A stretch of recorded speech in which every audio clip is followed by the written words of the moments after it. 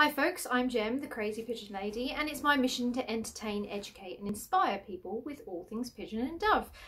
This is Anna, my fancy pigeon, and we're here to present Pigeocation Monthly, which this month is on the topic of fancy pigeons. So first of all, what is a fancy pigeon? So a fancy pigeon is a domesticated version of the rock dove, Columba livia, which is something I talked about in an earlier episode of Pigeocation.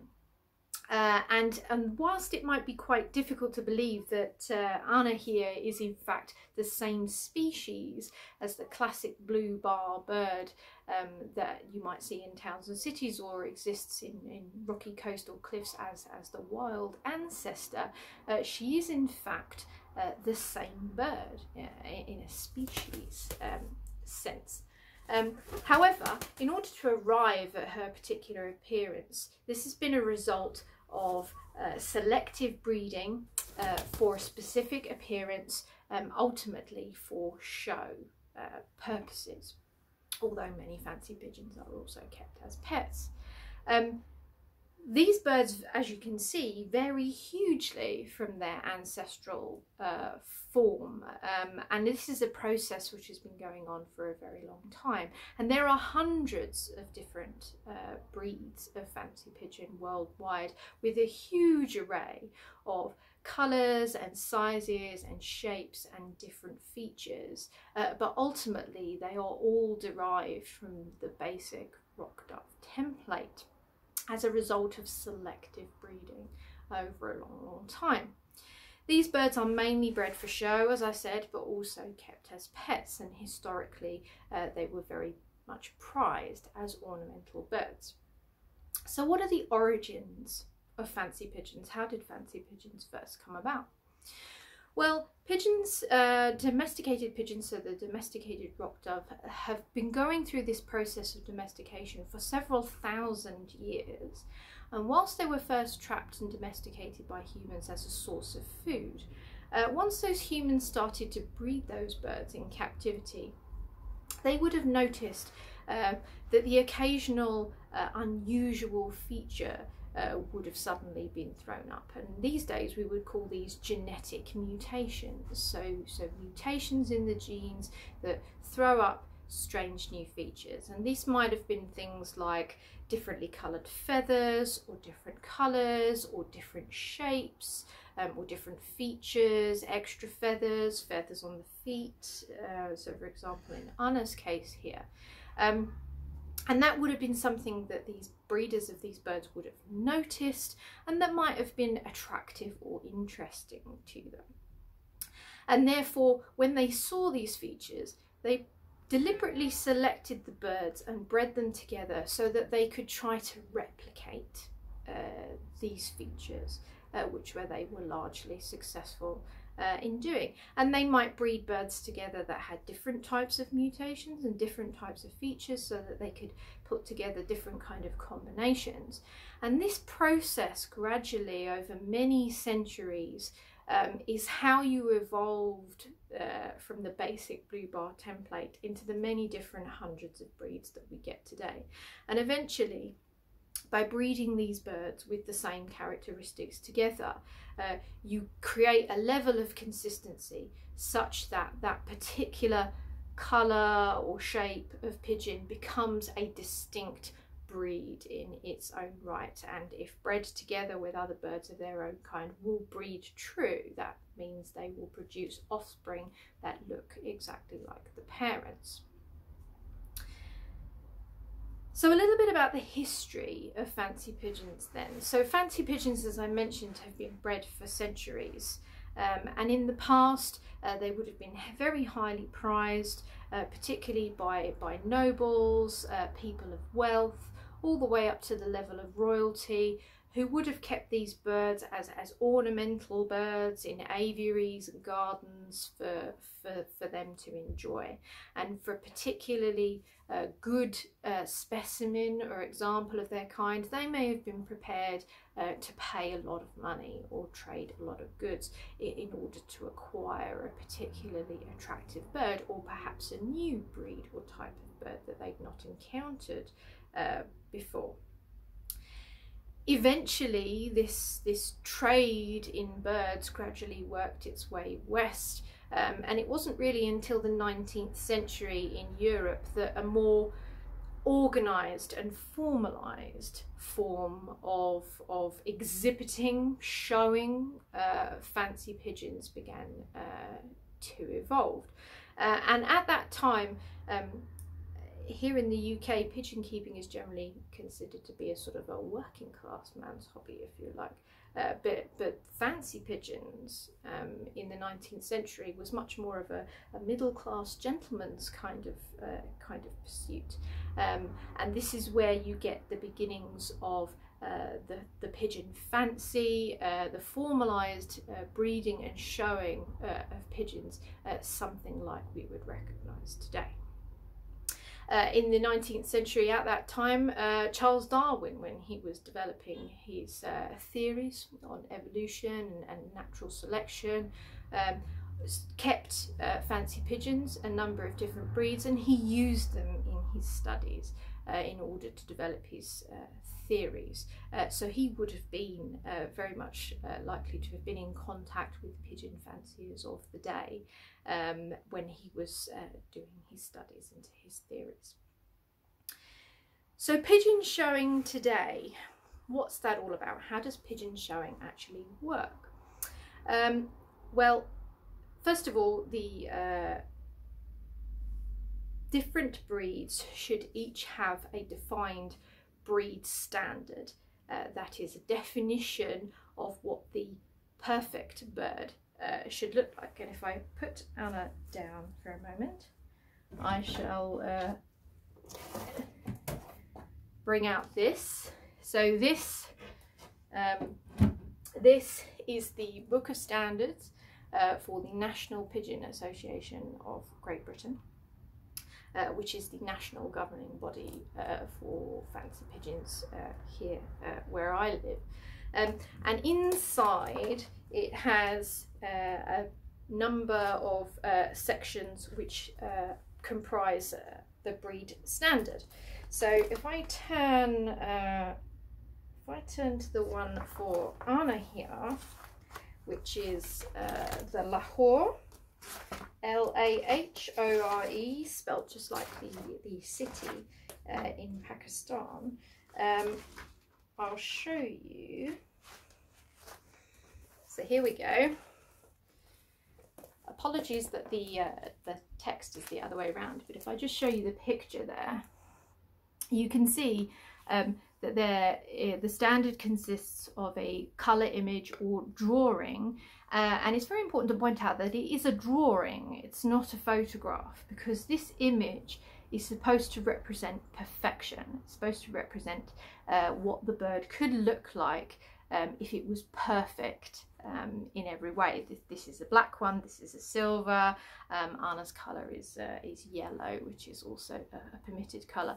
And in the breed standard, it will set out the requirements for the breed, which depending on the breed might be things like what a judge should be looking for in its size or shape, features about things like the beaks, the eyes, the markings, the feathers. This can be very variable.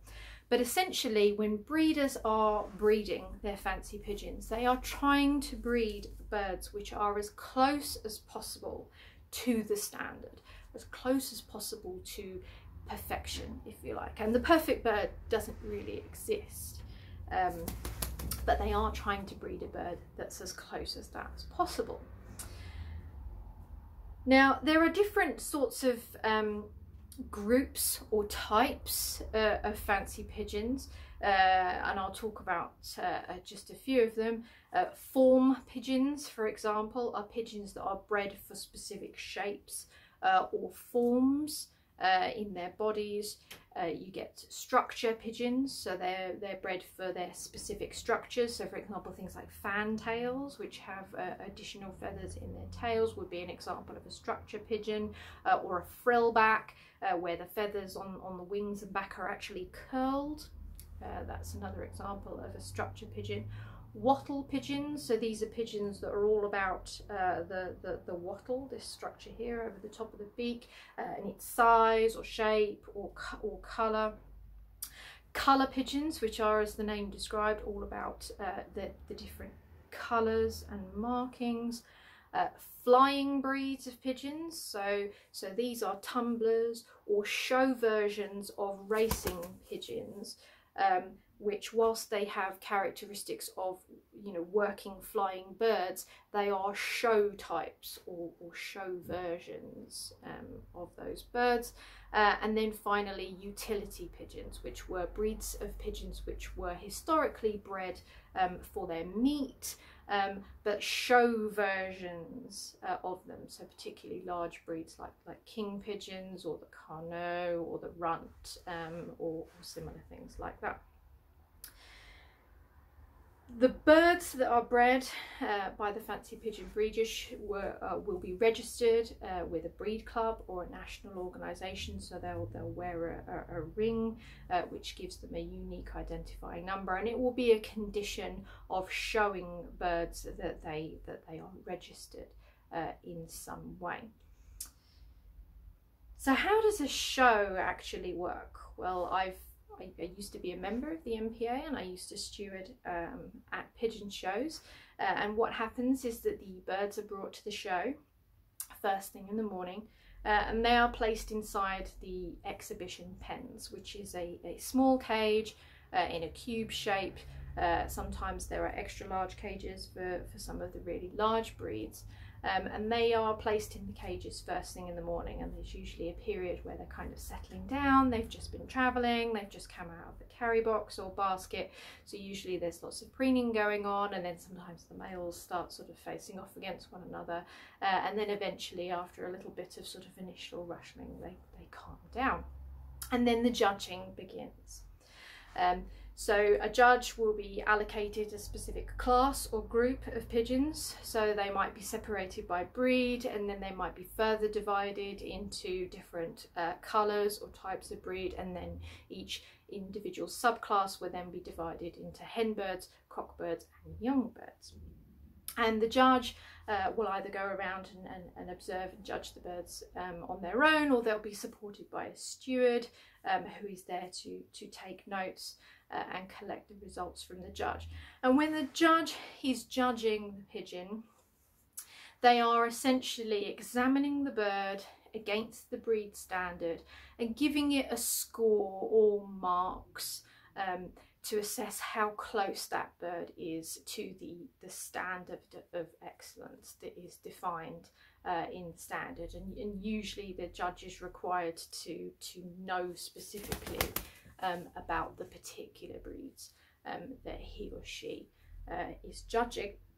Usually the bird will be handled, so it will be removed from the show pen in order for the judge to examine it, although there are certain breeds which are not actually handled as part of the judging process. They're either observed inside the show pen, or they are taken out of the show pen and placed in what's called a walking pen in order to observe them as they move around. That's certainly in the case of breeds like exhibition fantails, for example, when they need to be observed walking or standing. First and foremost, when a judge is examining a bird, they are first looking for its health and condition. Good animal husbandry is important in the pigeon keeping world, and therefore before the judge even considers the bird against the standard, it is looking at its overall general health, and it's checking for the things like whether it has any damage, does it look healthy, is there any presence of any lice or mites. And if a bird does not look healthy and in good condition, or it does have an infestation of parasites, that bird will be disqualified and will not be judged. And this is to ensure that good standards of husbandry is maintained by fanciers, and quite often the individual bird's owner will be spoken to afterwards to make them aware of these observations made by the judge. But assuming all is well, the judge will then examine the bird carefully against the standard and give it a score, and those scores will be collected, and then eventually the results will all be gathered together, and prizes in the form of rosettes and certificates will be given to birds that are best in their breed or subclass, and then eventually the winners of each of those categories will be put forward and then be judged for the overall best in show. It's important to point out here that certainly in the UK, and I think likely elsewhere too, that there's not prize money involved in Fancy Pigeons. The aim is more about prestige and being recognised as a master breeder of quality birds, rather than any sort of monetary gain from showing the birds. And therefore it's all about the certificates and the rosettes and the results. So there we have it. In summary, there's my whistle-top tour about fancy pigeons. I've talked about what a fancy pigeon is and how they're derived from the domesticated rock dove. I've talked about the origins of fancy pigeons, how they might have originally came about. I've talked a little bit about the history of pigeon showing in Europe in the 19th century, and then also a little bit about pigeon showing today and how a pigeon show works. So I hope that's been of interest to you. Please do join me again for a future Pigeocation video. And from myself and Anna, keep liking and sharing. Thanks for following the page, and we'll see you next time. Goodbye.